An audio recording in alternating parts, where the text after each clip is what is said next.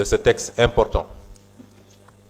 Je voudrais dire quelques mots à l'endroit des Sénégalais, puisqu'étant un témoin privilégié de tout ce processus depuis le début. Monsieur le ministre garde des Sceaux a rappelé le processus, d'autres l'ont fait. Ça n'a pas démarré avec le dialogue politique. Ça a démarré avec notre serment politique en 2014.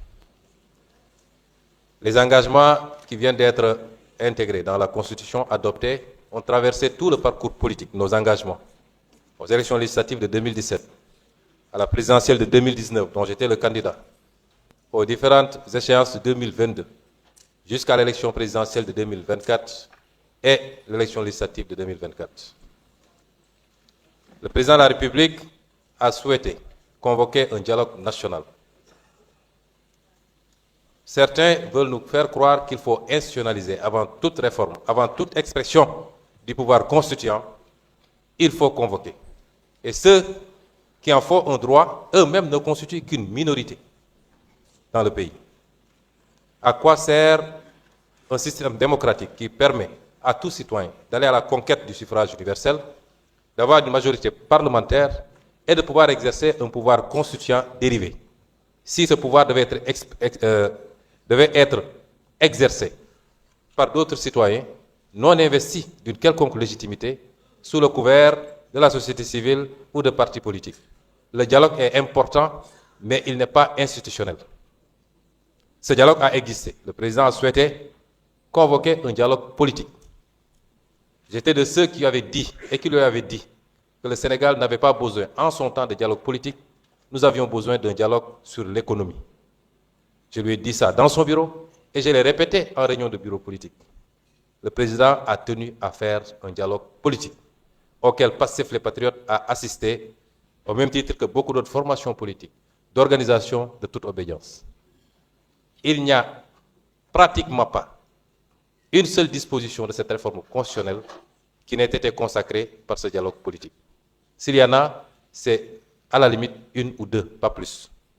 Tout ce qui a été matérialisé est issu de ce dialogue politique. Parler de dialogue, vous m'excusez du terme, c'est faire de la diversion. Le dialogue a eu lieu. À l'issue de ce dialogue, un rapport a été transmis au président de la République par ceux qui l'avaient mandaté pour conduire ce dialogue. En l'occurrence, Dr Cheikh Gueye et son équipe. Vous avez tous suivi la remise officielle de ce rapport, que nous avons tous. Ensuite, le président de la République a éprouvé le besoin de mettre en place un comité technique constitué de juristes pour transcrire les propositions de ce dialogue en texte.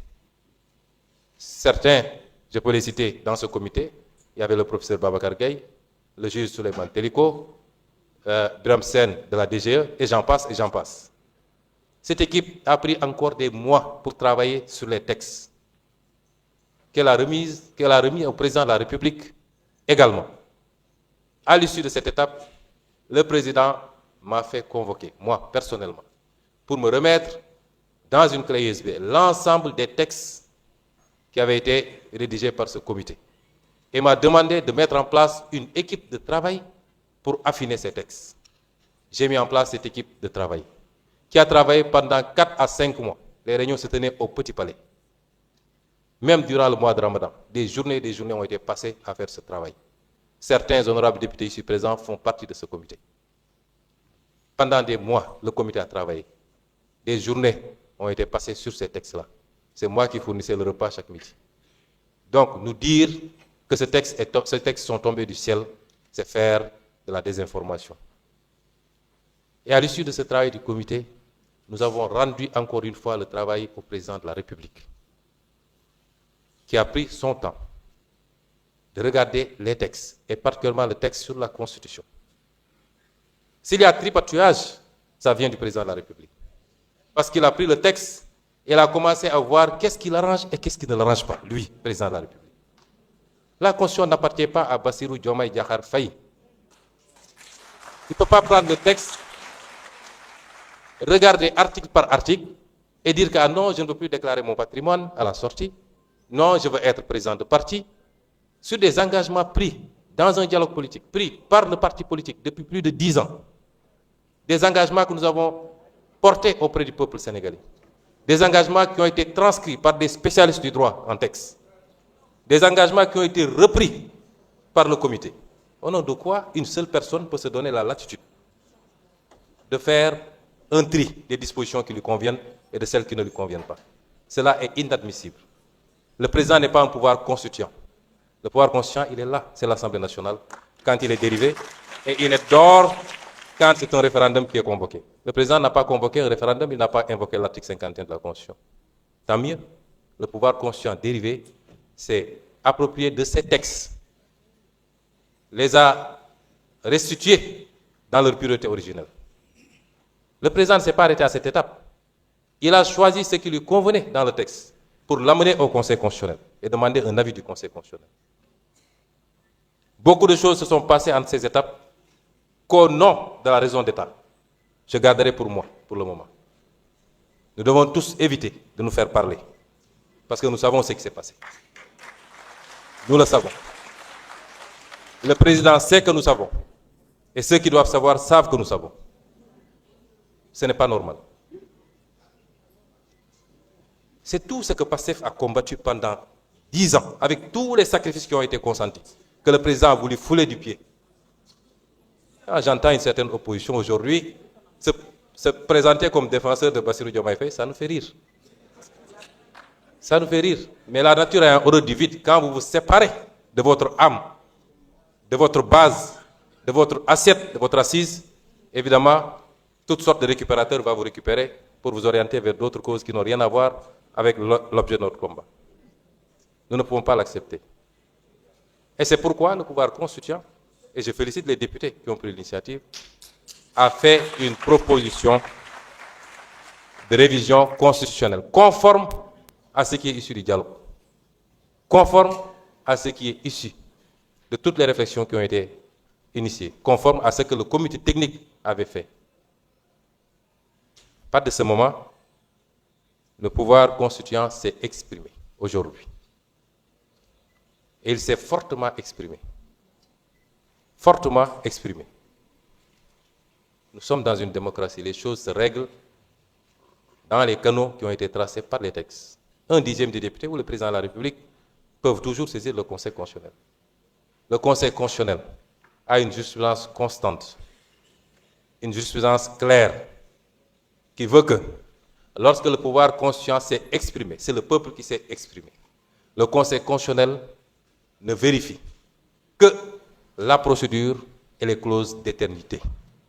Le Conseil constitutionnel ne sera pas là pour parler de charges nouvelles, encore que ça n'a pas été démontré. Aucune charge nouvelle n'a été créée. Au contraire, avec cette réforme, on va avoir une baisse substantielle des charges de l'exercice de la démocratie au Sénégal. Et c'est pourquoi la question que je me pose, c'est qu'est-ce qui est arrivé? Monsieur le ministre, vous passerez mes salutations fraternelles au président de la République. Nous espérons encore, parce qu'il ne sera jamais trop tard pour revenir à l'essentiel, pour revenir à ce qui fait son âme politique. Je ne pense pas qu'il ait pu autant varier en si peu de temps. En quoi ça peut gêner le président de la République? Lui-même qui l'a dit dans une déclaration en tant que candidat, que le président de la République doit déclarer à l'entrée et à la sortie. Il l'a dit, les vidéos sont là. Qu'est-ce qui a changé entre-temps? Lui-même a dit, dans les vidéos qui sont là, lorsqu'on était opposants, et nous tous nous le disions, que le président de la République ne peut pas être président de parti, parce que quand on l'attaque en tant que président de parti, on invoque son statut de président de la République. Qu'est-ce qui a pu changer? Qu'est-ce qui est arrivé à notre petit frère et président de la République, Bassirou Diomaye Diakhar Faye? Qu'est-ce qui lui est arrivé? En quoi cela peut gêner? Nous, on déclare à l'entrée et à la sortie. Moi, j'ai déclaré en tant que Premier ministre. J'ai 3 mois pour déclarer à la sortie. Et je vais déclarer la semaine prochaine. Pourquoi le président de la République ne déclarerait pas à l'entrée et à la sortie? Quel est le problème? Cette constitution, cette réforme est l'une des plus consolidantes. L'une qui nous permet de faire des pas de géant dans le perfectionnement de la démocratie sénégalaise, dans la transparence dans la gestion publique. En quoi est-ce qu'on peut avoir peur de cette réforme? Et c'est au nom de tout cela que je le dis ici. Dès aujourd'hui, je saisirai le président de la République pour lui transmettre la proposition adoptée. Mais je ne vais pas lui invoquer l'article 103. Je demanderai au président de la République de promulguer cette loi, de la promulguer simplement et purement. Parce que le Conseil constitutionnel, dont les décisions s'imposent à tous les pouvoirs publics, administratifs, politiques ou quelle que soit l'appellation, a constamment décidé que dans le cas de révision de la Constitution par la seule Assemblée nationale, le vote à la majorité qualifiée des 3/5 réalise à la fois l'adoption et l'approbation. Aujourd'hui, ici, l'Assemblée nationale a voté à la majorité qualifiée et l'Assemblée nationale a réalisé l'adoption et l'approbation.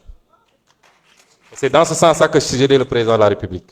Parce que ces décisions du Conseil constitutionnel s'appliquent à lui, s'imposent à lui. Pourquoi convoquer le peuple pour un référendum? On dit que le pays est dans une situation extraordinaire. Ce qui est vrai, et nous savons tous la cause.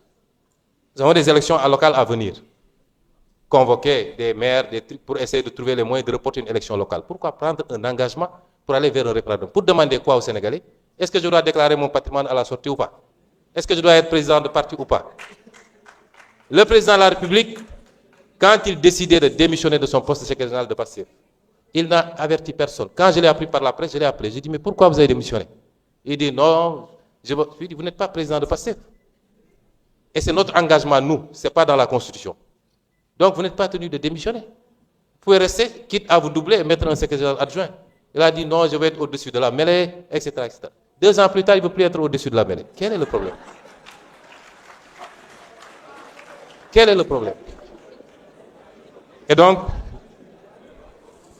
je voudrais enfin m'adresser aux Sénégalais. Il y a beaucoup de tempêtes dans des verres d'eau.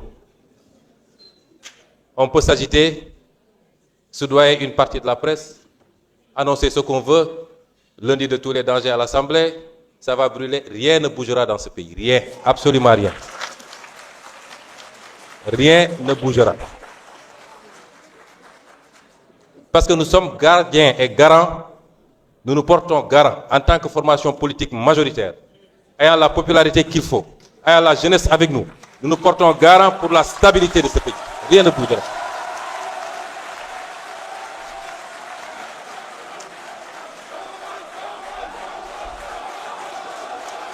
Je vous prie d'éviter les manifestations bruyantes.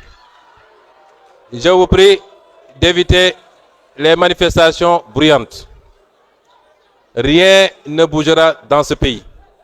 Les lois qui devront être votées seront votées. Ceux qui veulent faire recours ont des voies de recours.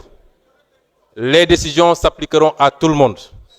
Et les Sénégalais iront tranquillement à chaque élection choisir ceux qu'ils veulent choisir pour conduire les destinées de ce pays. Il n'y aura aucun grabuge dans ce pays, s'il plaît à Dieu. mbokk yi pare nañu wot bi waaye waxtaan bi